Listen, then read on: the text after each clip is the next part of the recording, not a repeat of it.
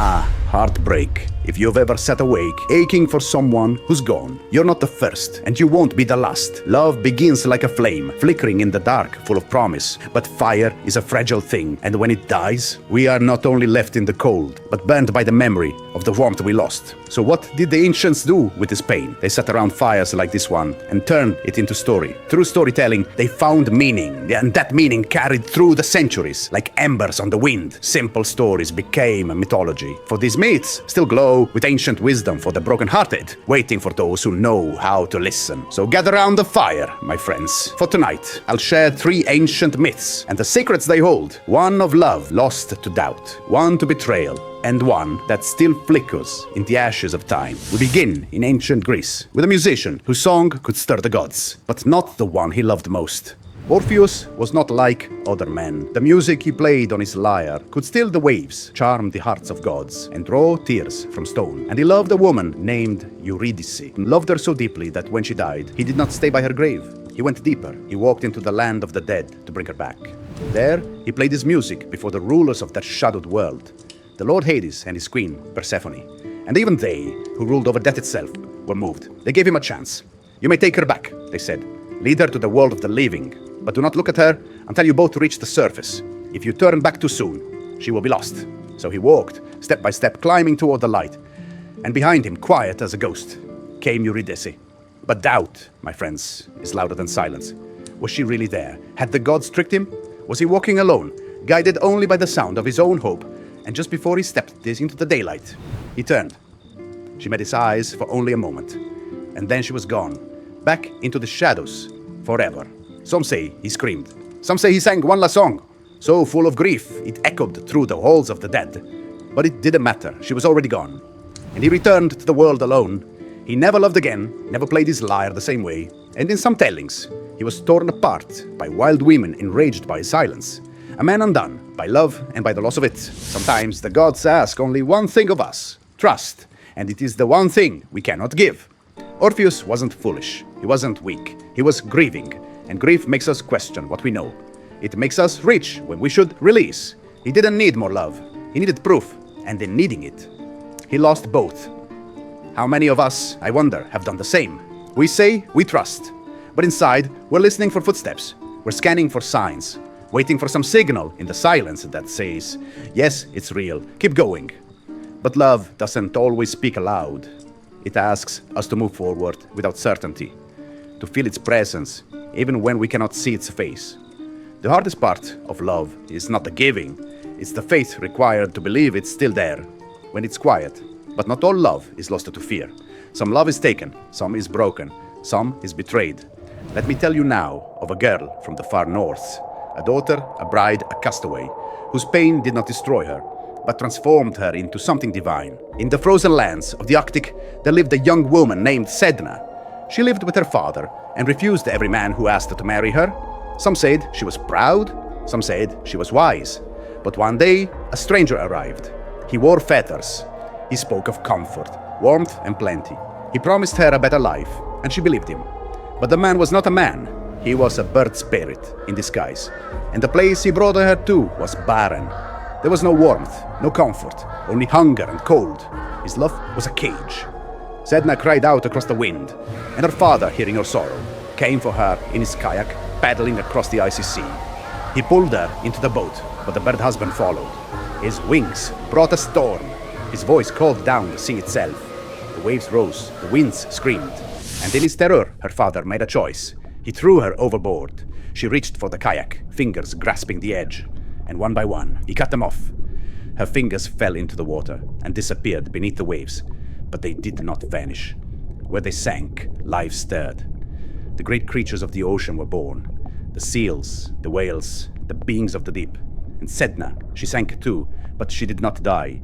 She drifted downward, past the last flickers of light, and on the cold ocean floor, something in her began to change. She became something older, something stranger, a goddess of the deep. Her hair wild, her eyes fathomless, sorrow and rage woven into her bones. To this day, the Inuit say she is still there. In every tide, in every hunt. She's the reason the sea gives and the reason it takes. Because once, Sedna was loved, and then she was betrayed. And the hunters still speak her name. They offer songs and combs before they set out across the ice, because they know if you do not respect her pain, the waters will not feed you. Sedna was not rescued. She was not forgiven. She was not even mourned by the ones who once called her daughter or wife. But she didn't vanish. She became. Her bird husband may have loved her in his way, but it was a love that trapped, a love that fed on silence and control. And her father, perhaps he loved her too. But fear speaks louder than love in a storm, and fear made him let go. We like to believe that love is always kind, always healing, always good. But my friends, some love hurts, some love holds with claws instead of hands. Some love is real and still not right, because love alone is not enough. Not when it suffocates, not when it betrays, not when it abandons us the moment we cry out. And yet, even in the breaking, something new was born. Sedna fell, but she did not fade. Her pain became power. Her grief became law. She became the one the ocean listens to, the one others must now approach with reverence. That is what divinity means here. Not a crown or a temple, but a transformation so complete, you no longer seek love that harms you. You become the one who sets the terms. You stop begging the sea to carry you. You become the tide. And that, my friends, is a kind of sacredness we often overlook. Not sainthood, but selfhood, born in the dark when no one came to save you. So, if you've ever been cast aside by those who claimed to love you, if you've clung to something that cut you loose, know this. What hurt you does not have to define you, but it can shape you. And in that shape, there may be something powerful, even holy. But my friends, not all love is torn apart by betrayal or fear. Some love simply unravels, not through cruelty, but through the quiet shifts that time brings. Not every story ends with a scream. Some end with a sigh, and still they echo. Let me tell you now of two deities from West Africa. Lovers once, now separated not by violence, but by distance, memory, and the rhythm of the world itself. Oshun is the goddess of rivers, of sweetness, beauty, seduction, and flow. Shango is the god of thunder, of fire, passion, kingship, and war. They were lovers once, divine and radiant. He was flame, she was water, and for a time they danced.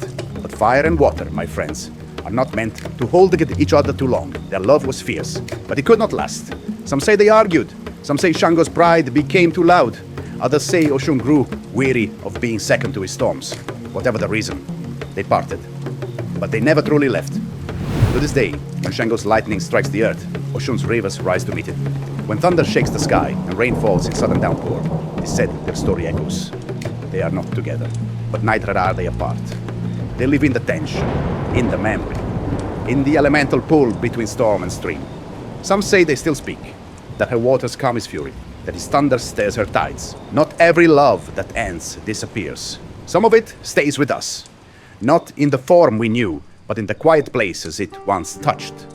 Oshun and Shango remind us, love doesn't always need to last to matter. Some love leaves behind something softer, an echo, not a wound. You carry it in the weather of your being, the way your heart stirs when rain taps the window, the way a scent or a song brings someone to mind. Not because they're still with you, but because they shaped something in you. We talk so much about moving on, but maybe some love isn't meant to be moved on from. Maybe it just settles into a different part of you, not as pain, but as pattern. You speak a little differently. You pause where you didn't used to. You feel more deeply, because once you loved deeply. Even when it ends, you're not the same as you were before. And that's not a failure. That's a sign it meant something. That's what echoes do. They fade, yes, but they never leave without leaving something behind. Very well then. Orpheus looked back and lost the one he loved. Sedna was betrayed and became a goddess of the deep. Oshun and Shango drifted apart, yet their love still dances in the rain and thunder. 3 stories, 3 heartbreaks, and yet none of them are truly about endings. Because here's the quiet truth, my friends. Love is not something we lose. Not really. It cannot be destroyed, only changed. What slips from our grasp is not love itself, but the form it once took, a face, a name, a voice we used to hold. But love expands, it moves, it waits, it finds new forms and new hands to pass through. And while we ache for what was, that ache is still love, just wearing a different shape. The universe does not erase our love. It invites it to evolve, to become ocean, to become storm, to become silence that still carries a heartbeat. And so the echoes remain, in who we became, in what we remember, and in how we choose to love again. So if love has slipped through your fingers, don't close your hand in grief. Keep it open, because something else, something just as real, might pass through. Not to replace what was, but to add to it. Love, my friends, is not a single story. It is the fire of life itself. And this fire, this place, these tales, they'll be here when you need them. So if tonight's story sparked something in you, leave a log for the fire. Like the video. Subscribe to the channel. That's how we keep the flames alive, and how the next traveler finds their way to the circle. Until then, go gently, tend your flame, and when the night grows quiet again, you know where to find me.